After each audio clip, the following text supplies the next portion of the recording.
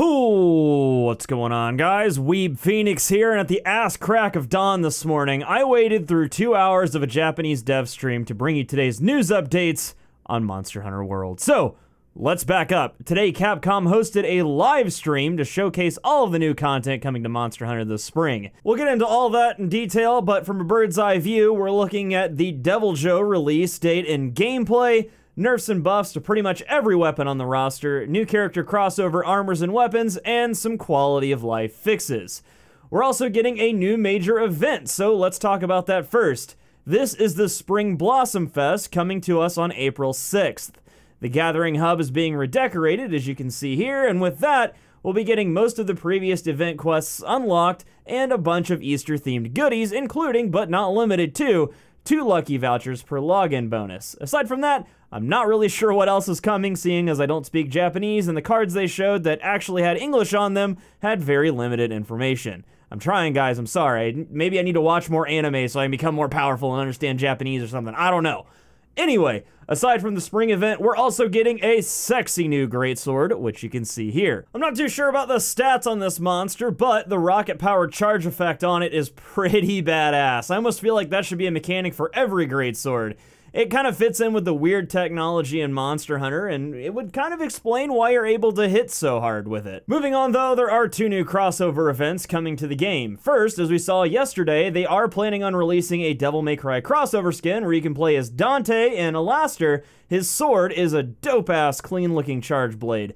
I've never been a huge fan of these crossovers because I feel like they're just too goofy and they really break immersion, but goddamn, I love DMC. And this crossover is really well done, so I think I can make an exception this time. The date for this as well is to be determined. We're not really sure when this is coming out, so keep your eyes peeled. The next crossover we're getting is a series mainstay that's been around for pretty much ever. This is the Megaman Palico armor, and it looks like we're gonna have to find a teeny tiny Otogaron to get it. When you do get it, enjoy having a tiny Megaman with cat mannerisms follow you around. Adorable. Aside from that, we also got some new information on Deviljho. Apparently, he'll be coming March 22nd, and we got a little bit of gameplay today from him. From what I can see here, he seems pretty similar to how he's always been, except now he fights a lot like an Anjanath. If Anjanath were able to pick up other monsters and hit you with them, that is.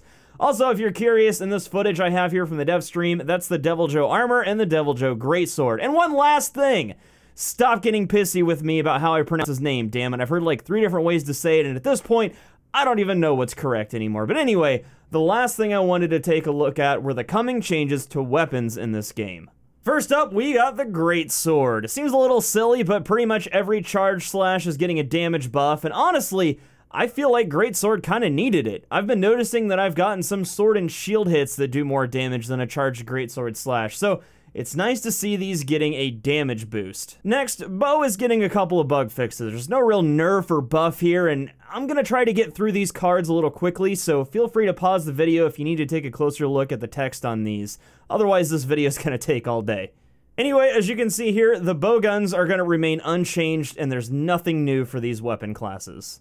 Charge Blade, on the other hand, is probably the weapon with the most significant changes. Essentially, your Amped Element Discharge is getting a stun damage nerf for impact file Charge Blades, while your other Element Discharge attacks are getting a stun damage increase. So what this means is that now it'll be a good idea to use the Circle combo in Axe mode instead of just always going straight into Amped Element Discharge.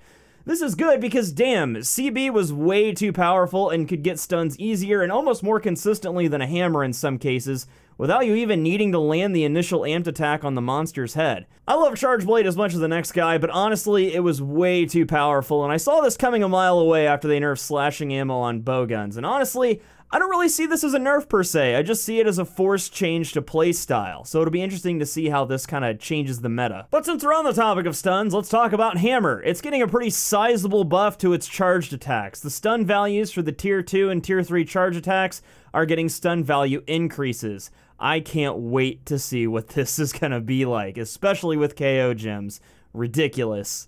As for Buzz Weebstick, aka Insect Glaive, it looks like you'll be getting a few buffs to your extracts. The extract time has been increased overall, and the extract's effectiveness have also been increased. So what that means overall, more powerful bug buffs that last longer is the takeaway here. Dual blades aren't getting much aside from a demon gauge buff. The gauge can now be increased by demon mode round slashes and flurry rushes, so that's pretty neat. Lance is getting a simple yet much needed buff. If you perform a counter thrust, you get a temporary knockback negation. I'm not sure yet how strong this knockback negation is going to be, but I really can't imagine it being higher than a first or second level of the brace skill. Switch Axe is getting a huge and honestly much needed buff to zero-sum discharge. While performing that attack, you'll get level 4 earplugs, increased damage for the attack itself, and you'll now be immune to knockback until you land on the ground, so no more getting swiped out of the air. On top of that, you won't lose sharpness when you perform the discharge finisher. Longsword is getting a bunch of buffs to Foresight Slash, including an increase to the success window of the dodge part of the attack, and a bunch of other cool stuff like hitbox improvements. Next, my beloved Sword and Shield is getting a round slash and slinger buff. I have no idea what the slinger buff is, but it looks like from the card, it's just the ability to use wedge beetles with the SNS out. The Honk and Bonk, or Hunting Horn if you're a casual, is getting a small buff in the form of an enhanced self-improvement buff.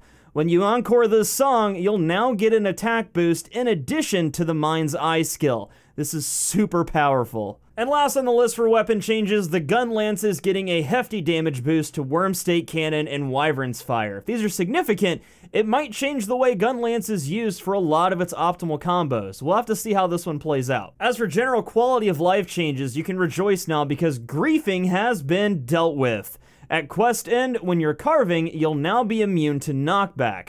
This should prevent other players from hitting you while you're trying to carve. But that's about it for today, guys. There's a ton of stuff coming to Monster Hunter soon, with more planned for the months ahead. And you can be sure that as soon as I get any details on any of it, I'll make sure to keep you all updated. But a quick note here.